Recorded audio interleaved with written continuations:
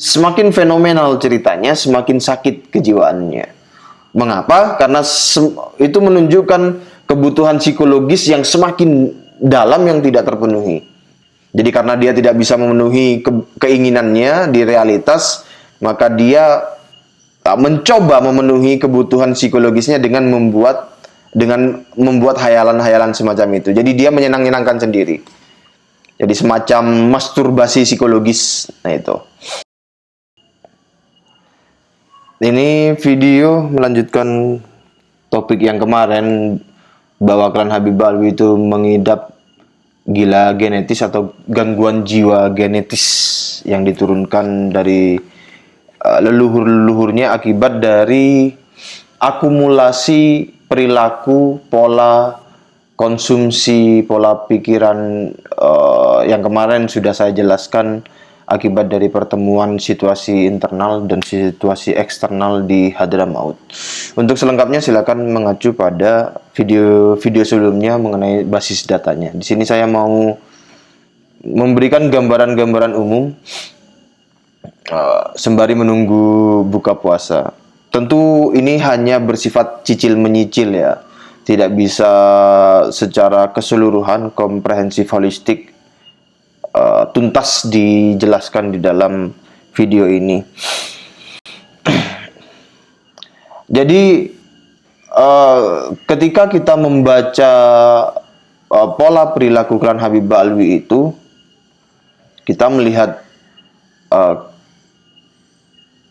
ada semacam kesintingan-kesintingan, kegilaan-kegilaan yang dilakukan oleh klan Habib Alwi dan leluhur-leluhurnya, mulai dari isi-isi kitabnya, doktrin, hurafat, perilaku-perilakunya yang tercermin di klan Habib Alwi di Indonesia ya, terutama bagaimana mereka menemukan makam melalui mimpi, kemudian diyakini, kemudian diglorifikasi, dan berbagai contoh penyimpangan perilaku lainnya. Nah, mengapa itu bisa terjadi? Nah, itu di video ini kita akan bahas itu. Kita mulai dari realitas bahwa kebutuhan manusia itu ada dua kategori. Yang pertama psychological needs, yang kedua physiological needs. Dengan rincian-rinciannya masing-masing. Nah, dua kebutuhan ini yang mendorong manusia untuk bertindak, berbuat, berperilaku, berekspresi dengan berbagai macam bentuknya. Jadi semua perilaku manusia bisa dibaca mengapa dan untuk apanya dengan mengacu pada dua kebutuhan itu. Seluruh perbuatan atau ekspresi manusia itu untuk memenuhi dua kebutuhan itu. Tidak mungkin tidak. Termasuk yang tidak kita sadari atau tidak kita akui ya. Oh enggak kok, saya tidak memiliki kebutuhan itu. Tapi mengapa kamu kok lari pagi? Ya iseng aja misalnya begitu. Itu hanya ekspresi artifisial ekspresi superficial di permukaan aja. Tetapi yang hakikatnya alam bawah sadar kita atau ke realitas jiwa kita mendorong kita untuk memutuskan untuk berlari karena ada kebutuhan mengenai yang terkait dengan benefit dari lari itu untuk diri kita dan kehidupan kita. Nah, kebutuhan mana yang kurang, maka dia bertindak atau berekspresi untuk memenuhi kebutuhan itu. Dalam bahasa matematis, orang mencari A, maka dia sebenarnya minus A. Orang mencari A, maka dia sebenarnya itu minus A. Maka dia eskalatif sifatnya.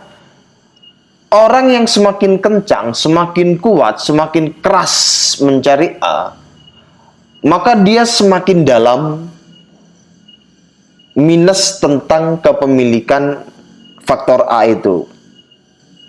Jadi dia tingkat dorongan perilaku seseorang untuk mencapai sesuatu itu berbanding lurus, berbanding terbalik dengan kepemilikan pemenuhan kebutuhan fisiologikal atau psychological needs-nya. Nanti contohnya ya, saya jelaskan dulu sistemnya. Sumber pemenuhan kebutuhan manusia itu melalui dua. Apa itu? Satu melalui internal system, dua melalui external system. Udah, itu begitu. Dengan rincian-rincian masing-masingnya. Sebagai contoh begini ya. Kalau ada seorang anak yang caper di luar rumah kepada orang lain, caper, ya caper lah. Kalau di kasus remaja itu, mengapa remaja itu mudah melakukan tindakan-tindakan seksual di bawah umur umpamanya, atau mau saja dipeluk oleh orang-orang asing, atau mencari pemenuhan physical touch dari orang luar rumah, dari orang luar rumah, mungkin dari pacarnya atau dari gengnya dan lain sebagainya ya. Mengapa itu terjadi?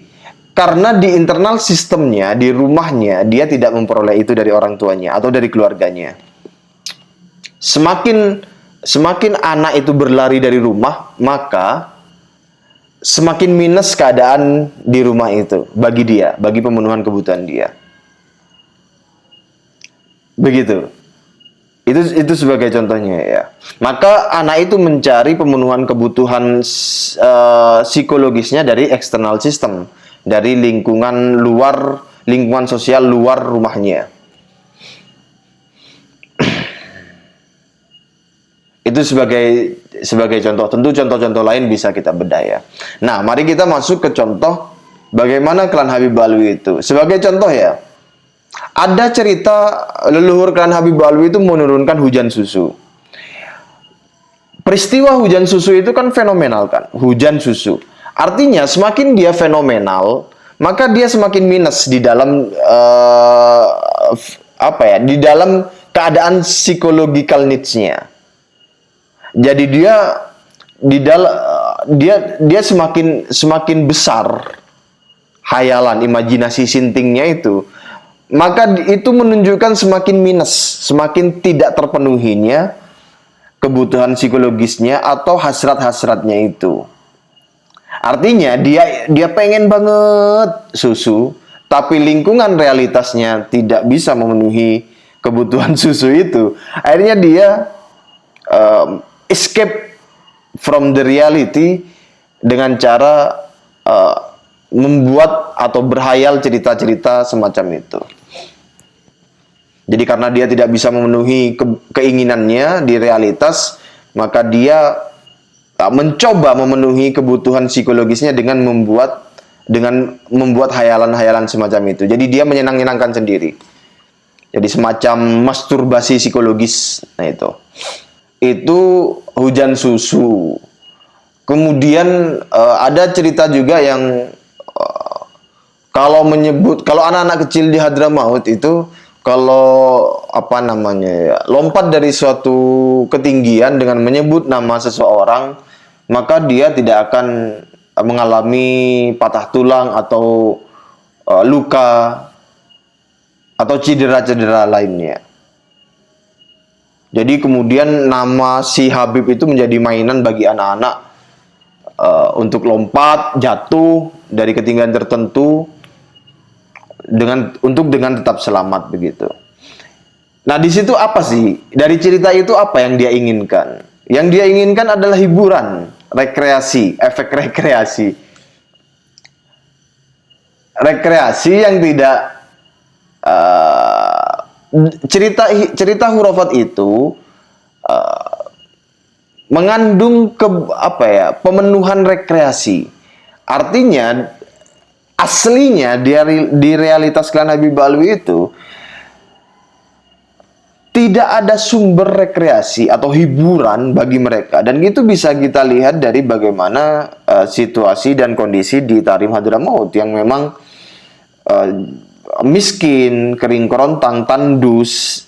Ya tentu saja tidak ada hiburan, wong mereka itu mandi hanya seminggu satu kali, giginya kuning, ya toh, kemudian jarinya kuning. Ya tidak ada, mereka tidak punya apa-apa, ya daun hot itu.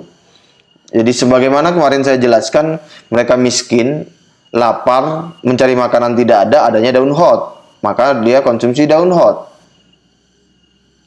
Semakin lapar, semakin banyak dikonsumsi daun hot itu. Semakin banyak dikonsumsi daun hot itu, semakin tinggi fantasinya, semakin tinggi kesintingannya, halusinasinya, depresinya. Semakin terekskalasi hasrat-hasrat kebutuhan terpendam itu yang tidak terpenuhi selama itu. Jadi Ali Asakron itu kan menulis Fakih Muqaddam itu lebih dari Nabi misalnya. Bisa mi'raj 70 kali. Artinya itu minus di dalam realitas psikologis dan fisiologisnya, itu minus itu. Ada yang mengaku sebagai wali kutub seperti Abdullah Al-Haddad, itu semakin kencang seperti itu, semakin tinggi seperti perilaku ekspresi semacam itu menunjukkan realitas dirinya dan kehidupannya itu semakin minus. Semakin minus yang terkait dengan apa yang dia kejar itu, dengan apa yang dia cari itu. Kemarin sudah saya jelaskan bahwa kalau orang itu sudah memiliki uang 100 juta umpamanya, maka dia tidak akan berangan-angan atau berfantasi, berimajinasi atau membuat sebuah bayangan, rencana bagaimana jika dia memiliki uang 1 juta.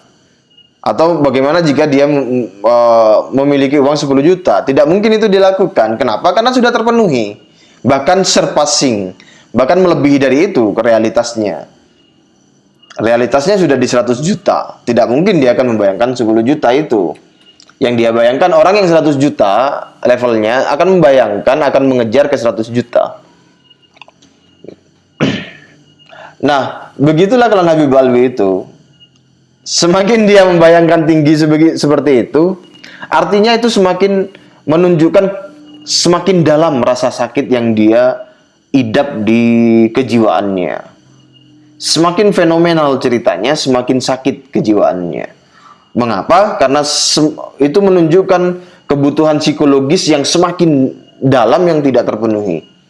Jadi orang itu kalau rasa sakitnya sangat dalam, katakanlah kita kuantitatifkan jadi minus 1000, maka ekspresi keluarnya itu minus 1000, bahkan lebih. Orang semakin dendam, semakin kejam, begitu. Ya kan? Orang semakin tidak percaya diri karena gagal sistem internalnya memenuhi kebutuhan kepercayaan diri itu, semakin dia caper ke sistem eksternal untuk memperoleh pemenuhan kebutuhan psikologisnya itu. Jadi semakin klan Habib Alwi itu gila di dalam ekspresi-ekspresinya, dalam ajaran-ajarannya, doktrinnya, itu menunjukkan semakin minus realitas psikologis dan fisiologisnya. Nah, ini uraian-uraian sekedar untuk menunggu buka puasa. Mungkin lain kali kita akan bahas itu dengan lebih metodologis menggunakan visualisasi, pemetaan.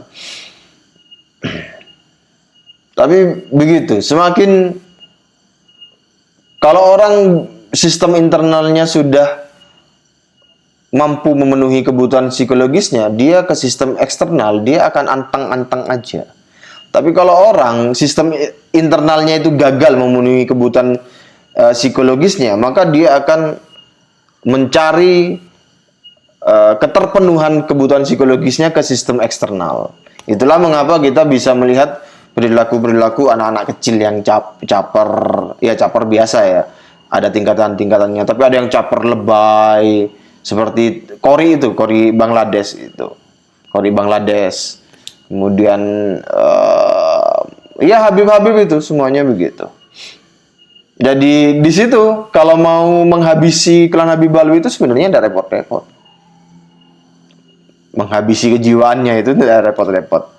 Itu pernah saya obrolkan di beberapa orang yang berdiskusi dengan saya mengenai latar belakang psikologis klan Habib Balwi. Demikian, terima kasih. Assalamualaikum warahmatullahi wabarakatuh.